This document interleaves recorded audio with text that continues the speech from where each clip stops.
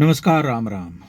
हमारे देश में एक समस्या पिछले कुछ वर्षों में पनपी है और वह कोई छोटी-मोटी समस्या नहीं कही जा सकती। सिविक सोसाइटी के हिसाब से, मनुष्यता के हिसाब से, पशुओं के प्रति भारतीय समाज के दृष्टिकोण के हिसाब से यह एक गंभीर समस्या है जिस पर सरकार को ध्यान देने की ज़रूरत है। क्योंकि अगर लोग स्वतः संज्ञान नहीं ले रहे हैं या उनको अपने दायित्व का बोध नहीं है, तो सरकार को इस दिशा में कुछ न कुछ करना चाहिए। मैं जिस समस्या की बात कर रहा हूँ वो शहरों में आवारा भटकती हुई गायों की बात है।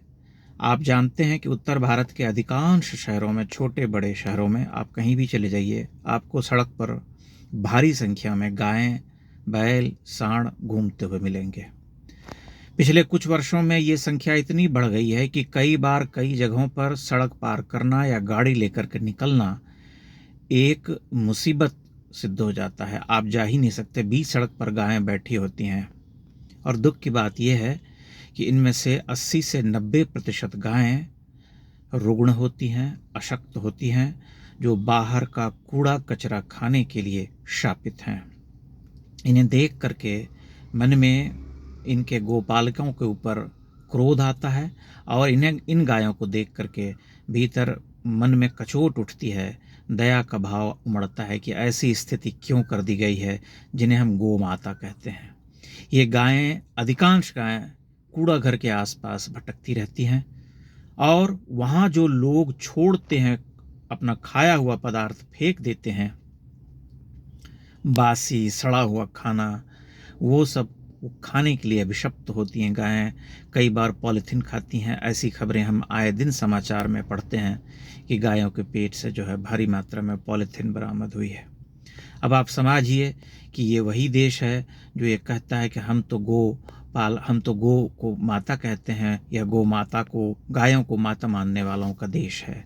लेकिन जो दृश्य हम देखते हैं, जो दृश्य हमारे सामने उपस्थित होता है, उससे तो यही सिद्ध होता है कि जो हम कहते हैं या जो हम दावा करते हैं उसमें कोई सच्चाई नहीं है।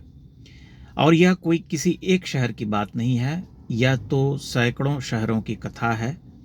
आप कहीं चले जाइए, आपको ये स्थिति देखने को मिलेगी। दिल्ली जैसे महानगर की ये स्थिति है कि यहाँ के कई इलाकों में चलना मुश्किल हो जाता है। कई बार ये गायें भटकती रहती हैं, सड़क पर बैठी रहती हैं, मंडली बना करके घूमती हैं। कभी कोई इन्हें रोटी डाल देता है, कभी कोई इन्हें पालक खिला देता है।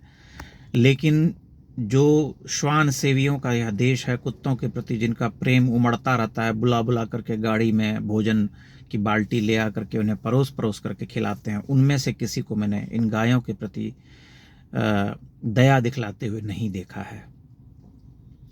इसलिए मेरा यह मानना है कि अगर इन गोपालकों को अपने दायित्व का बोध नहीं है, अगर उन्हें नहीं पता है कि वे एक पाप कर रहे, तो सरकार को इस दिशा में आगे आ करके कोई कठोर कानून बनाना चाहिए कि वे गायों को इस तरह से सड़क पर नहीं छोड़ सकते। जो सिविक सोसाइटी है, जो नागरिक दायित्व जिसे हम कहते हैं, वो यही हमें बताता है कि हम इस तरह से गायों को सड़क पर भटकने के लिए छोड़ नहीं सकते। अगर ये कोई कहे कि जो चरने वाली भूमि है वह कम हो गई है अब, तब भी अगर आप गाय पालते हैं, आप दावा करते हैं कि आप गोपालक हैं, आप गायों की सेवा करने के उद्देश्य से गायों को पाल रहे हैं, तो आपको उन्हें उनका भरण पोषण करना भी होगा। यह कोई और व्यक्ति नहीं कर सकता, यह आप ही का दायित्व है। आपने गौ माताओं को रखा है तो आप ही उनका पेट भरेंगे और आप ही यह आश्वस्त करेंगे कि उन्हें खूंटे से बांध करके भी न रखा जाए। अगर उन्हें बाहर कहीं घुमाना भी है तो आपको गोपालकों को रखना पड़ेगा और वही उन्हें घुमाने ले जाएंगे, फिर घुमा करके ले आएंगे। लेकिन यह कोई तरीका नहीं कि आपने उन्हें छोड़ दिया है और सैकड़ों हजारों की संख्या में ये गायें सड़क पर घूमती रहती हैं, कहीं भी घूमती हैं, कहीं भी गोबर करती हैं। यह कितना दुखद और कितना विचित्र स्थिति है ये, जिसे देख करके वितृष्णा होती है मन में और समझ में नहीं आता है कि इन लोगों के साथ क्या किया जाए, कैसे इन्हें समझाया जाए। यह पाखंडियों का देश है जहाँ पर सिर्फ कहने के लिए हम कहते हैं कि हम बहुत बहुत आस्तिक हैं। कोई भी आस्तिक मनुष्य इस तरह का व्यवहार नहीं कर सकता। प्राचीन भारत में गायों के प्रति जो श्रद्धा का भाव था, या कुछ दिनों पहले तक जो था, वह तो दिखाई नहीं देता है कि हम गायों को सिर्फ इसलिए पालते हैं कि हम उसका दूध बेच सकें। प्राचीन भारत में एक उदाहरण आता है वाजश्रवा का, और वाजश्रवा कहते हैं कि जो अशक्त या रुग्ण या बीमार या दूध न दे पाने वाली गायों को छोड़ देते हैं, उन्हें जीवन भर आनंद विहीन अंधकार में भटकना पड़ता है। एक तरह से वे शाप देते हैं। इसलिए इन गोपालकों को सोचना चाहिए कि अगर आप गाय पालते हैं तो आप उनकी सेवा करना भी सीखिए। आप ही का दायित्व है कि आप गायों को अगर माता कहते हैं तो माता के समान छोड़, इस तरह से आप माता कहते हैं तो माता के समान आपको आदर भी देना पड़ेगा। यही बात मैंने कुछ दिनों पहले लिखी थी, तो उसमें से एक जो है कुछ लोग आ गए और बकवास करने लगे कि सबको वीगन बन जाना चाहिए, डेयरी प्रोडक्ट की मांग बढ़ गई है, सभी डेयरी प्रोडक्ट्स के लिए जो है पागल हैं, इसीलिए गायों का बिजनेस, दूध का धंधा बढ़ गया, ये बढ़ गया। अरे क्या वीगनिज्म या प्रलाप यहाँ क्यों चला रहे हो यार? ये वीगनिज्म कहीं और चलाओ ना, भारत में वीगनिज्म की कोई आवश्यकता नहीं है। भारत में यह सभ्यतागत या ऐसी कोई समस्या खड़ी हुई है जिसमें कि नैतिकता आदमी की अगर नष्ट हो गई है, तो उसका निराकरण भी भारतीय समाज से ही खोजना पड़ेगा। पीछे पलट करके देखना होगा कि कैसे हम गायों को पालते थे, हमारे यहाँ कैसी व्यवस्था थी। अगर हम अपने मूल्यों से गिर रहे हैं तो हमें पीछे पलट करके देखना होगा कि हमारे नैतिक मूल्य क्या थे, हम कैसे उस ऊंचाई को प्राप्त करें।